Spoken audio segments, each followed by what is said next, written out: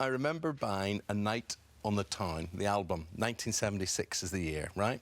And you buy it, and it's such an event, and you take it out, and it's in a sleeve inside. You admire the cover, whatever, and then you take it out, and you balance it like this. Your finger in a little hole in the middle. Can't touch it. Put it on the turntable like that, and you bring the needle over and whatever. Yeah. And you're still going all these years later, and it's all so different. You just touch buttons, touch screen, everything. Yeah. You're there, you're downloaded now. They were magic days, you know. I remember buying...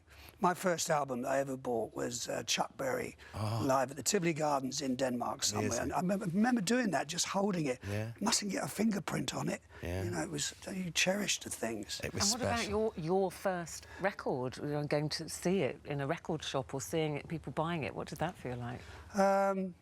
Well, the first album I ever made sold 30,000 copies. And I remember saying to Ronnie Wood, 30,000 people in America loved it. You know, that was overwhelming for me. So, and now it's millions and millions, and how many albums later? It's not as many as it used to be, because the record industry is not what it used to be, you know, but... and it's changed. I'm a soul survivor. Yeah. Well, yeah, do you feel like that's what it is now, surviving, or are you at a stage now you can just do whatever you want and you can do it because you love it, not because you're just trying to keep in the charts or you have to? Well, I do it because I love it, and I've got some overheads. But I really love it. It's in my flesh, it's in my blood. I think that's it's in your heart, it's in your soul. There You're Celtic United, but baby, I've decided. Yeah.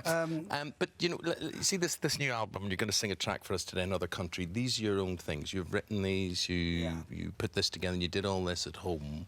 Yeah. But is this now because you got this days where basically you've recorded everything, you've done your own stuff, you've done other people's stuff as well, and it leads you to now saying, let's be inventive. And write some, yeah. Well, the recording at home is because I've spent, seems like half of my life in manky, dingy studios.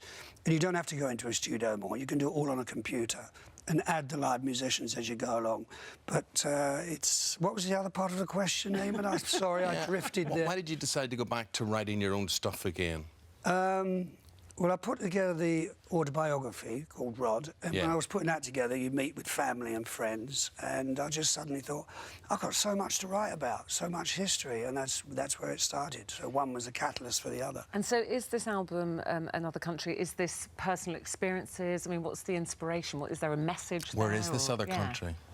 I don't know. The song Another Country I wrote because I feel so much about our troops, wherever they are in the world, the veterans, and I've often wondered what it must be like to be away from your family and your kids and be in some far-flung part of the world that you hate. So Another Country is all about, you know, being a soldier, I suppose. But and I dedicate it to a soldier. I read here, Another Country is influenced by the musings over being in the armed forces. Not, you've never, it's never something you contemplated, was it? No, just imagining what it's like. Just imagining. Yeah, and admiration for those who do. Absolutely, I'll take my hat off to them.